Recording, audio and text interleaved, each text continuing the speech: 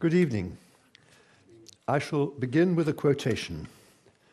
For 150 years, power has been deposited in Parliament, and for the last 60 and 70 years, Parliament has been becoming more and more unpopular. Sounds familiar? The author of these words was not a leader writer in a daily paper or an angry demonstrator in Parliament Square. It was Benjamin Disraeli, perhaps the only true genius ever to rise to the top of British politics. He put them into the mouth of his hero Sidonia in his novel Coningsby. Coningsby was published in 1844 at a time of great constitutional ferment in Britain and on the eve of a political crisis in some ways uncannily like the one that we are going through at the moment. Of course, Sidonia was Disraeli himself, and his diagnosis was bleak. The peril of England, he said, lay not in laws or institutions, but in what he called the decline of its character as a community. Without a powerful sense of community, even the best laws and institutions were a dead letter. Now, I begin with these lugubrious words in order to make a number of points. First, there is nothing new about our current political predicaments. Secondly, in any political crisis, there will always be calls for changes to our institutions. Third, the suggested changes are usually irrelevant to the problem which has provoked them. Even so, Disraeli's warning has never discouraged people from calling for institutional reform when the real problem was in ourselves. For quite a few years now, these calls have taken the form of proposals for a written constitution. I have been concerned in these lectures with our persistent habit of looking for legal solutions to what are really political problems.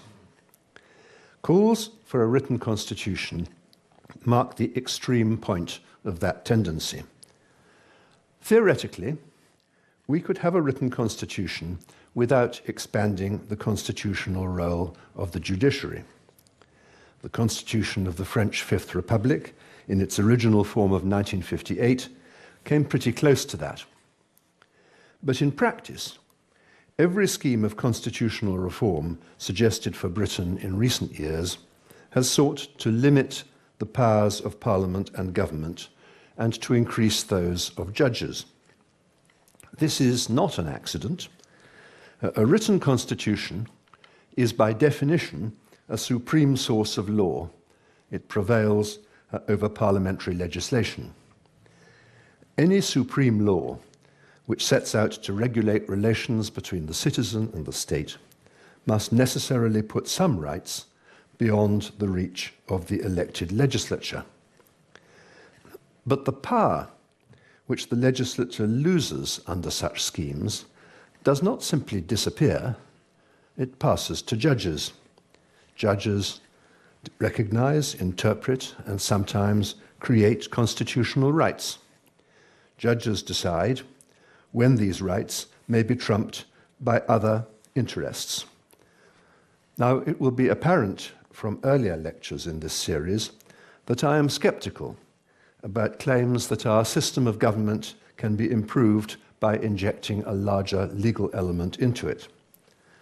The main problem about such claims is that they attribute our current political malaise to the defects of our institutions when they are actually due to other causes which no amount of institutional reform will cure.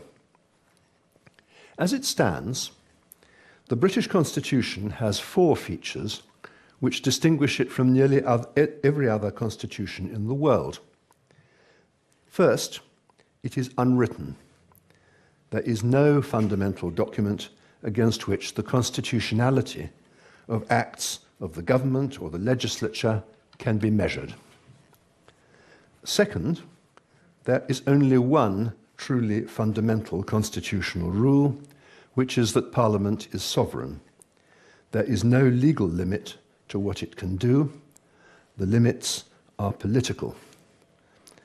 Since the House of Commons, as the dominant element in Parliament, is an assembly of elected representatives, the sovereignty of Parliament really is the foundation of our democracy. Third, the limits on what Parliament can do depend on political conventions. Conventions are not law, they are rules of practice. They derive their force from shared political sentiment, which would make it politically costly to disregard them. Some of them are fundamental. For example, the convention that the monarch must act on the advice of her ministers, that the House of Lords does not obstruct legislation for which the government has an electoral mandate, or that Parliament will not normally exercise its undoubted right to legislate for Scotland or Wales on matters which have been devolved to their own legislatures. It has been said that while the United States Constitution is a matter of law, the British Constitution is a matter of opinion. Now, that is too glib, but there is some truth in it. Fourth and last, the government is part of Parliament and dominates it without ever being entirely in control of it.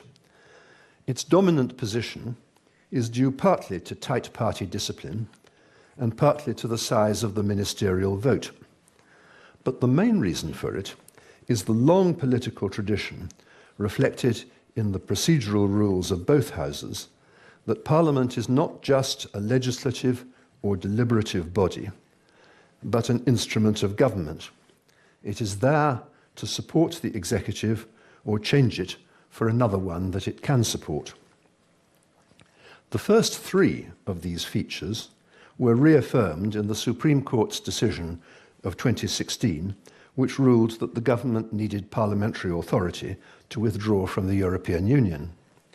The fourth has been tested by the crisis over Brexit, but it remains a critical feature of our system. The objections to this system are that it is obscure, old-fashioned, out of step with international practice, and gives far too much power to Parliament. There is some justice in all of these criticisms. But before we look for alternative arrangements, we need to understand how we ended up with the present ones. The British Constitution is unique, but uniqueness is not necessarily a vice. It is the result of our history, which is itself unique. The godparents of written constitutions have been revolution, invasion, civil war, and decolonization. Constitutions have almost always been adopted by states upon the foundation of the state or on the destruction of some previous order. As a result, there was always a blank sheet of paper to write on. But Britain is an ancient state which cannot be reduced to a blank sheet of paper.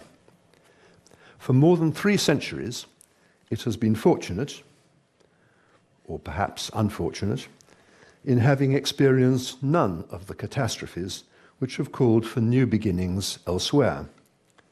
Nothing has ever happened to create a new source of law to stand above Parliament. You do not have to believe, like Charles Dickens's Mr. Podsnap, that our Constitution was bestowed upon us by a benign providence in order to be wary about projects to demolish and rebuild it. All nations are prisoners of their past. They can discard it, but only at the cost of immense disruption and unpredictable outcomes. I do not doubt that a written constitution would be an artifact of perfect rationality, a thing of great intellectual beauty, but it would have no basis in our historical experience, and experience counts for a great deal in human affairs. More than rationality, more even than beauty. Ultimately, the habits, traditions, and attitudes of human communities are more powerful than law, Indeed, they are the foundation of law. If our existing constitution was intolerable, we might have to put up with the disruption and instability involved in jettisoning it. But in fact, it has brought us real advantages. Because it remains essentially a political and not a legal constitution, it is capable of significant incremental development without any formal process of amendment. This has enabled the British state to adapt to major changes in our national life, which would have overwhelmed much more formal arrangements. The onset of industrialization and mass democracy, the existential crises of 2 world wars, the creation and then loss of a worldwide empire, the rise of powerful nationalisms in Ireland, Scotland, and Wales. All of this has been accommodated politically without changing the basic constitutional framework. Take devolution, not just because we are gathered here in the capital of a politically reborn Wales, but because it is probably the outstanding modern example of the advantages of constitutional flexibility. Devolution has radically altered the internal workings of the United Kingdom, but it was achieved politically by ordinary legislation after a general election in which it was part of the successful party's manifesto. Compare, for a moment, Britain's accommodation of Scottish and Welsh nationalism with Spain's apparent inability to accommodate the nationalism of the Catalans. One reason why the issue has been so much more confrontational in Spain is that relations between the state and its constituent regions are fixed by Article 2 of the Spanish Constitution. The Spanish Constitution is independently enforceable by the judges, and like all constitutions, it is hard to amend. A political solution is therefore difficult to achieve. The fact that Britain has recently been through a period of radical change and is entering another is not, therefore, a reason for ditching our current constitutional arrangements. On the contrary, it is a reason for retaining them. Crises of political legitimacy are not unusual, either here or elsewhere. Other democracies have handled them no better and often worse than we have, in spite of having elaborate formal constitutions with all the features recommended by those who would like to see one here.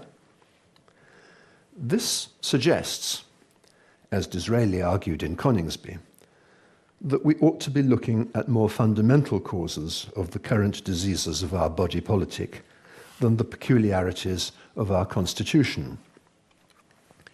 In an earlier lecture in this series, I suggested that a stable democracy requires a minimum level of public engagement with the political process. This is where the real problem lies. Successive annual surveys published by the Hansard Society and British Social Attitudes show us to be a country with a strong sense of political and public obligation and a real interest in public affairs. Yet, this has been accompanied by the progressive disengagement of our people from the actual political process. The symptoms of this are all around us.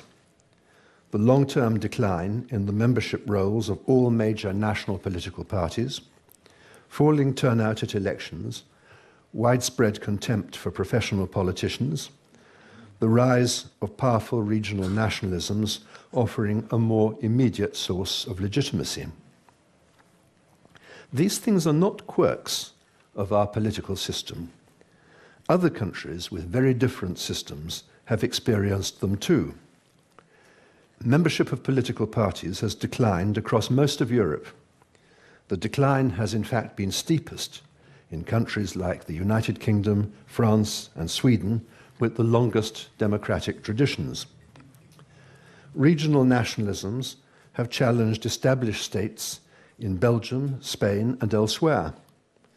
Turnout rates at presidential elections in the United States hit a post-war peak in the 1950s and 60s, but have fallen ever since. They are currently among the lowest in the world. France has recently experienced an even sharper fall-off. These are symptoms of a wholesale rejection, not just of politicians, but of the political process itself. Why has this happened in a country as politically aware as ours? Of course, there have been spectacular incidents, like the scandal which erupted in Britain in 2009 over parliamentary expenses. But there are, I think, more fundamental factors at work which are inherent in the democratic process itself. Democracy generates unrealistically high expectations. They spring partly from the eternal optimism of mankind, partly from a misunderstanding of the role of politicians, and partly from an exaggerated view of their power to effect major change. The problem is aggravated by the auction of promises at every general election. When these expectations are disappointed, as they inevitably are, a sense of impotent frustration undermines public confidence in the whole political process. Either the prospectus was false or the execution was incompetent.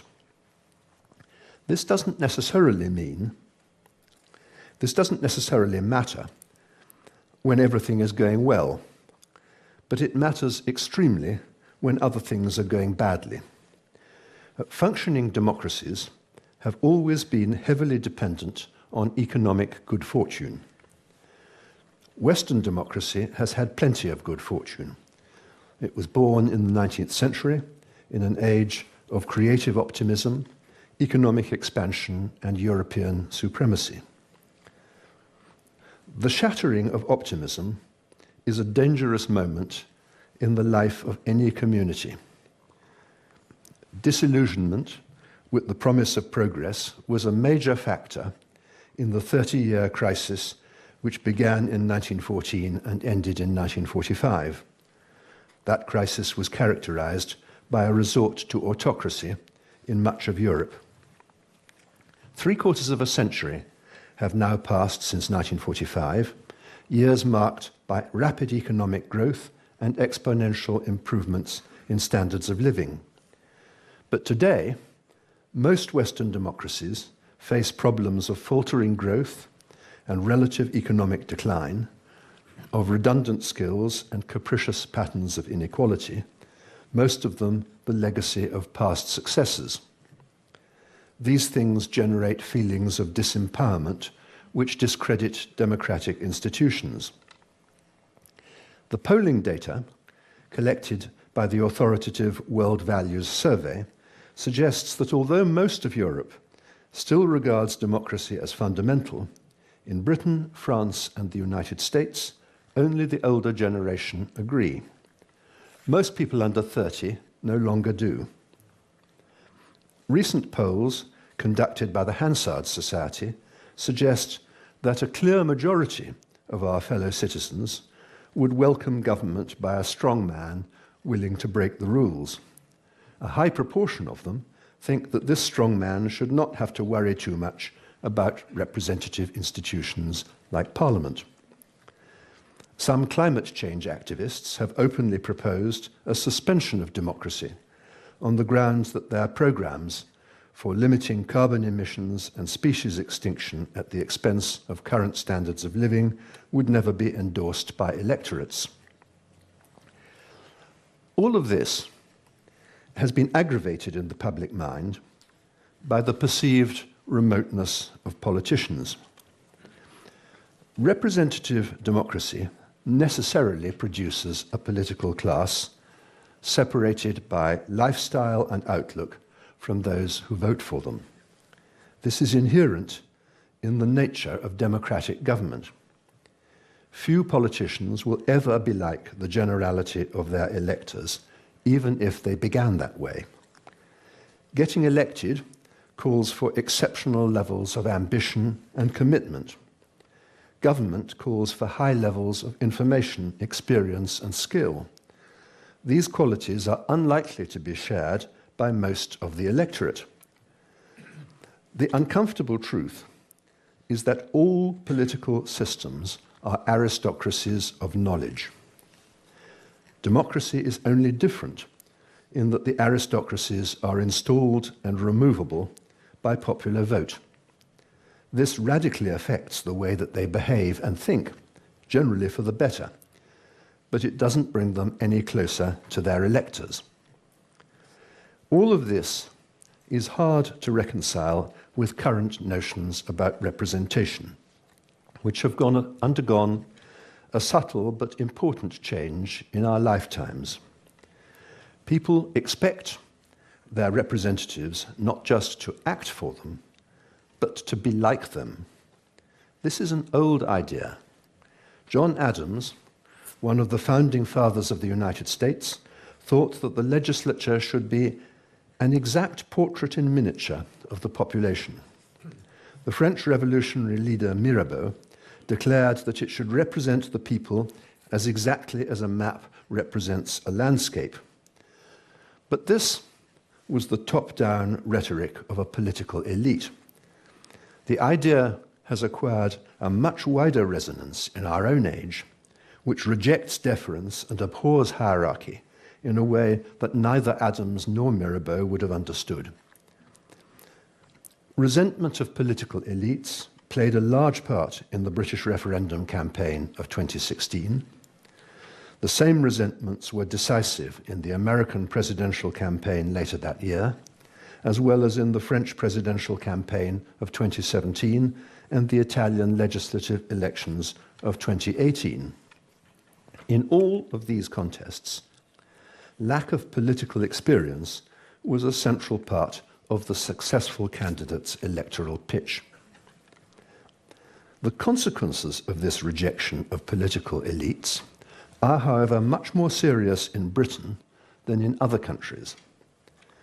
This is because of the critical role of political parties in Parliament and the intimate relationship between the government and the House of Commons. Party membership may have dwindled to low levels, but party members still choose parliamentary candidates and have a major voice in the choice of party leaders. Declining membership rolls have allowed both of the big national parties to be colonized by relatively small numbers of hard-edged zealots and entryists with a very limited vision of the public interest and no interest at all in accommodating anyone else. Even among the wider public, people are less willing to accept the horse trading that is a necessary part of building any kind of public consensus. This absolutist approach to controversial issues is the hallmark of fanatics, but it isn't confined to them. Few things were more revealing than the electoral catastrophe that befell the Liberal Democrats in 2015.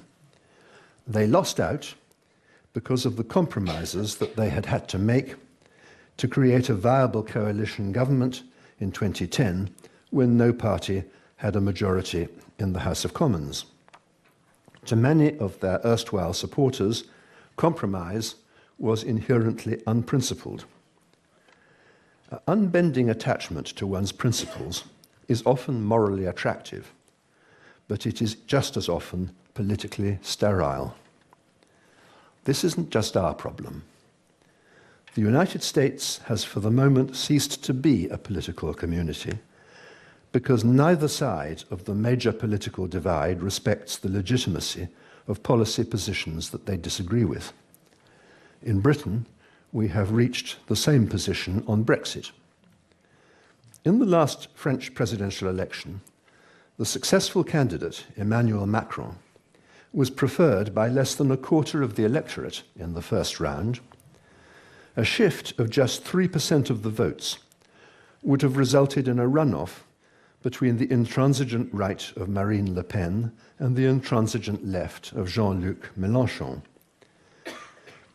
2.5 millennia ago, Aristotle regarded democracy as an inherently unstable form of government, precisely because it was vulnerable to demagogues like these. The genius of Western democracy has been to defy that prediction for some 2 centuries. But for how much longer? If this is a plausible assessment of our current problems of political legitimacy, then it must, I suggest, be obvious that adopting a written constitution to serve as our supreme law will not make any difference. It will simply produce a partial shift of power from an elective and removable aristocracy of knowledge to a corps of professional judges, which is just as remote, less representative, and neither elective nor removable. None of this means that there should be no constitutional change. There has been a great deal, and there will be more. But it has been gradual and piecemeal, and has not undermined the sovereignty of the elected parliament. And that, as it seems to me, is as it should be. The one significant change, which might be thought to be pressing now, harks back to the points that I made earlier about public engagement